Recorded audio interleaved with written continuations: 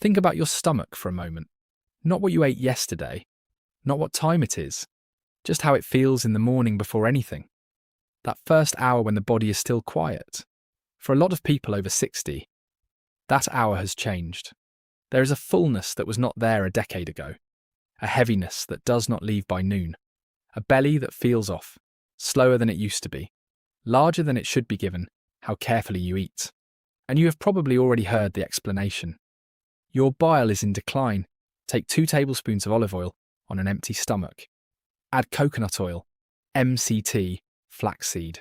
Stimulate the gallbladder. Trigger cholecystokinin. The mechanism sounds elegant, the studies are real, and for a small number of people it works. For most people over 60, it produces almost nothing. Here is what almost nobody is telling you. The oils are real, the mechanism that is failing is real. But the bile is not the upstream problem. The bile is the second domino. The first domino, the one nobody is checking, is sitting one organ above the gallbladder. Your stomach is not making enough acid. I'm Dr. James. I've spent 15 years studying how the body fails quietly, system by system, before anyone notices. And what I'm about to walk you through is the single most underchecked condition in adults over 60 with persistent digestive symptoms. Let me give you something concrete right at the start. A 2025 review, published in the Journal of Clinical Medicine, documented that hypochlorhydria, the medical term for low stomach acid, is one of the most consistent age-related changes in gastric secretion in older adults. The decline in gastric acid output reaches roughly 30% in the elderly compared to younger adults. And pepsin output, the protein digesting enzyme that works alongside acid, drops by approximately 40%. The system profits when you stay sick, not when you get better. Your next checkup will not include a measurement of your gastric pH. There is no billing code for evaluating stomach acid. The 15-minute visit covers your blood pressure and your refill. If your symptom is bloating, the protocol is a fiber supplement. If it persists, the protocol is a proton pump inhibitor. Neither one is going to find the upstream failure. Subscribe to Dr. James Longevity and hit like. We are working toward 10,000 subscribers, and every one of you makes this channel stronger. The system profits when you stay sick, not when you get better. That is exactly why this channel exists. Let me explain what is actually happening in your digestive system. Digestion does not start in your gut. It starts in your mouth, and the first major checkpoint is your stomach. The parietal cells lining the wall of your stomach produce hydrochloric acid. That acid lowers the gastric pH to roughly 1.5 to 3. At that pH, 3 things happen in sequence. First, proteins denature. The complex 3-dimensional folds of dietary protein unwind, exposing the peptide bonds so that the enzyme pepsin, which is also acid activated, can cleave them into smaller fragments. Second, the acidic chyme, the partially digested food leaving the stomach, enters the small intestine. The arrival of that acidic chyme into the duodenum, the first segment of the small intestine, is the signal. The duodenal cells release a hormone called secretin in response to the acid load, and another hormone called cholecystokinin in response to fats and partially digested proteins. Third, those 2 hormones travel to the pancreas and the gallbladder. The pancreas releases its digestive enzymes and a flood of bicarbonate to neutralize the acid. The gallbladder contracts and releases its stored bile. This is the full cascade, and here is the part that is almost never discussed in popular digestive content. The cascade requires acid as its trigger. No acid in the stomach means no acidic chyme reaching the duodenum. No acidic chyme means no full secretin and cholecystokinin response. No full hormonal response means no proper bile release and no proper pancreatic enzyme delivery. The oils you are taking on an empty stomach are arriving at a system that has been quietly starved of its first signal for years. Here is where almost everyone goes wrong. The popular advice tells you to stimulate the gallbladder directly. Take olive oil. Activate cholecystokinin. The advice is mechanistically correct in isolation, but biologically incomplete. If your gastric acid is low, the cholecystokinin response to dietary fat is blunted. The bile release happens, but at a reduced amplitude. The pancreatic enzymes that should be released alongside the bile are also reduced.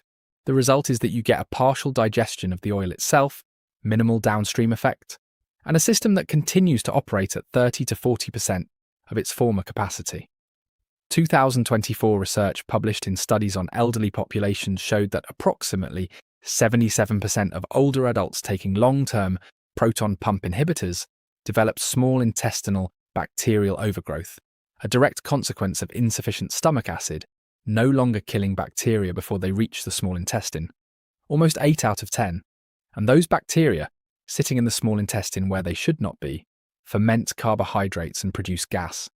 They are the direct mechanical cause of the bloating, that no fibre supplement, no probiotic, and no morning olive oil will resolve until the upstream acid is addressed. Before I go further, I need to name the symptoms that mean you stop this video and call a doctor today. Severe abdominal pain that comes on suddenly, vomiting blood or coffee ground vomit, black tarry stools, unexplained weight loss of more than 10 pounds over 2 months, difficulty swallowing solid food. Any one of those is an emergency. Stop watching and make the call. If what you have instead is morning bloating that does not respond to anything, fullness after small meals that lasts for hours, gas that builds up across the day, low energy even on adequate sleep, or unexplained vitamin deficiencies, your doctor cannot fully explain. That is exactly what I'm about to explain. Now let me walk you through the 5 signs your stomach acid is the upstream failure. The first sign is the timing of your bloating. If you bloat within 30 minutes of eating, before food has even reached your small intestine, the problem is in the stomach. The food is sitting there, undigested, fermenting at the wrong end of the digestive tract. Bile release happens further downstream and cannot retroactively fix what is sitting in your stomach. People with adequate stomach acid do not bloat 30 minutes after a small meal. They bloat, if at all, 2 to 4 hours after a large meal, in the small intestine, for entirely different reasons. The second sign is burping and reflux that gets worse, not better, when you take antacids or a proton pump inhibitor. This is the most counterintuitive sign in all of digestive medicine, and almost nobody knows about it. When acid is low, the lower esophageal sphincter, the muscular valve that prevents stomach contents from rising into the esophagus, weakens. Stomach contents rise, but the burning you feel is not from too much acid. It is from food sitting too long, fermenting, producing gas and pushing weak acid upward. Suppressing the remaining acid with a proton pump inhibitor makes the underlying digestion worse, not better. The reflux often returns within hours, and the cascade of long-term complications begins. The third sign is undigested food in your stool, not occasionally, regularly. Visible pieces of vegetables, seeds, nuts, even meat fibres. This is direct evidence that the protein digesting machinery of your stomach is no longer functioning at full capacity. Pepsin output drops dramatically with aging. Without it, large protein fragments pass through partially intact and reach the colon, where they ferment in ways the digestive system was never designed to handle. The fourth sign is vitamin B12 deficiency, or low ferritin. A 2021 study, published in the American Journal of Clinical Nutrition, followed over 3,000 adults aged 60 and older, and found that those with atrophic gastritis or chronic proton pump inhibitor use had significantly reduced absorption of protein-bound vitamin B12. The mechanism is simple. Without adequate gastric acid and pepsin, B12 cannot be released from the protein matrix of food. Iron absorption depends on the same gastric environment. When your blood work comes back showing a slow drift downward in B12, or ferritin year over year despite normal diet, the stomach is whispering. The fifth sign is a long history of proton pump inhibitor use. If you have been on omeprazole, esomeprazole, lansoprazole, or any drug ending in prazole for more than 3 to 6 months, your gastric acid has been pharmacologically suppressed during that entire window. The decision to start that drug may have been correct at the time. The decision to continue it indefinitely, without periodic reassessment, is the issue. The current geriatric guidelines explicitly recommend periodic deprescribing trials for long-term proton pump inhibitor users, but those trials almost never happen in routine practice. Consider someone I'll call Margaret. 69 years old, retired nurse, healthy diet, walks every day. She had been bloated every morning for 4 years. She had tried more fibre, less fibre, daily probiotics, a low FODMAP diet, intermittent fasting, and finally the morning olive oil protocol everyone was talking about. 2 tablespoons every day for 90 days. No improvement. Her primary care doctor had prescribed omeprazole 8 years earlier for occasional heartburn during a stressful period at work. She had been taking it every single day since. When she sat across from me, I did not ask about her bile. I asked about her stomach. Did she feel full after small meals? Yes, for years. Did she see undigested food in her stool? Occasionally, yes. What was her B12 level? She did not know. It had been a while since it was checked. We ordered the labs. Her B12 was at the bottom of the normal range, dropping each year for the last 3 years. Her ferritin was below 30. Her gastric environment, suppressed for 8 years by a daily proton pump inhibitor, had created exactly the upstream failure the popular bile protocols cannot address. Under her physician's supervision, Margaret tapered off the proton pump inhibitor over 8 weeks. She added small amounts of bitter foods before her meals, arugula, dandelion greens, a small slice of grapefruit. She ate slowly, did not drink water during meals, and chewed thoroughly. Her morning bloating was significantly reduced inside 3 weeks. Her B12 began climbing on retest at 6 weeks. Her energy returned. The olive oil she had been faithfully taking for 90 days started to actually work, because now there was an upstream system ready to use it. How old are you right now? Drop your decade in the comments. Your 50s, 60s, 70s. That tells me exactly who this channel is reaching and which protocols to prioritize next. Your future self is watching. Now, the protocol. Step 1. Chew your food until it is liquid. Not a metaphor. Mechanically reduce every bite to a paste before swallowing. Saliva contains amylase, the carbohydrate digesting enzyme, and the act of thorough chewing physically signals the stomach to begin acid production. Most people over 60 are chewing 8 to 12 times per bite. The target is 20 to 30. This single change can produce visible improvement in bloating within 7 to 10 days at zero cost. Step 2. Do not drink large volumes of water during meals. A few sips are fine. A full glass dilutes your remaining stomach acid right at the moment it needs to be at peak concentration. Drink your water between meals, not during them. Most of your fluid intake should be in the 90 minutes before a meal and the 2 hours after, not during it. Step 3. Add bitter foods or a small acidic agent at the start of every meal. 1 tablespoon of apple cider vinegar, diluted in 2 ounces of water, taken 5 minutes before eating, is the simplest intervention.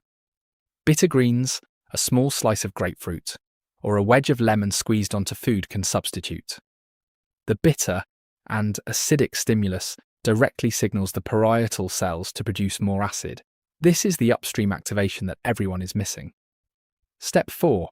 If you have been on a proton pump inhibitor for more than 6 months and you cannot remember why you started it, this is a conversation with your physician. Do not stop the medication on your own.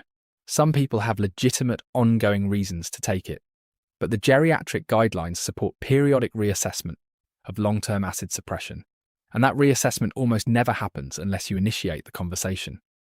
Bring the question to your next appointment. Ask whether a tapered trial off the medication is appropriate for your specific case. Step 5. Once your upstream acid environment is functioning, then the oils work. Olive oil, MCT, coconut oil, the entire popular protocol. They become genuinely effective because they now arrive at a stomach producing adequate acid, a duodenum receiving a proper acidic chyme signal, a gallbladder contracting in response to a full cholecystokinin release, and a small intestine no longer flooded with the bacterial overgrowth that has been blocking everything else. The oils stop being a rescue and start being optimization. Step 6. Check your B12 and ferritin at your next blood draw. If they are drifting downward year over year, that is your laboratory evidence of upstream failure, even when the absolute values are still in the normal range. Bring those numbers to your physician, along with the other steps, and ask the question. Trends matter more than single values. Here is what to do this week. 5 steps. Most of them cost nothing. 1. Chew every bite to a paste 20 to 30 times. 2. Stop drinking water during meals. 3. Add 1 tablespoon of apple cider vinegar in 2 ounces of water 5 minutes before each meal, or use bitter greens or a citrus wedge instead. 4. Review your medication list. If you are on a long-term proton pump inhibitor without a clear ongoing reason, bring it up at your next appointment. 5. At your next blood draw, request B12 and ferritin and compare them to last year's results. The popular bile protocols are real. The studies behind olive oil are not wrong, but you cannot stimulate a downstream organ if the upstream system has been quietly running below capacity for a decade. Fix the stomach first. The bile takes care of itself. I'm Dr. James, and I've spent 15 years watching people obsess over the gallbladder while the stomach above it was silently failing without anyone noticing. No one sitting in a white coat in a standard appointment is going to walk you through the gastric pH cascade. There is no billing code for 10 minutes of upstream digestive evaluation. The healthcare system generates revenue from prescriptions and procedures, not from patients who solve their problems at home with correct information. That is exactly why this channel exists. Subscribe to Dr. James Longevity and hit like. Every subscriber moves us closer to 10,000, and every one of you who shares this video is helping someone else move the lever where it actually matters. Watch this next. The 5 medications silently aging your gut after 50. Link on screen right now. Science first, protocol second. What this actually means for your body. Always. This is Dr. James Longevity. Subscribe and turn on notifications. Your future self is watching.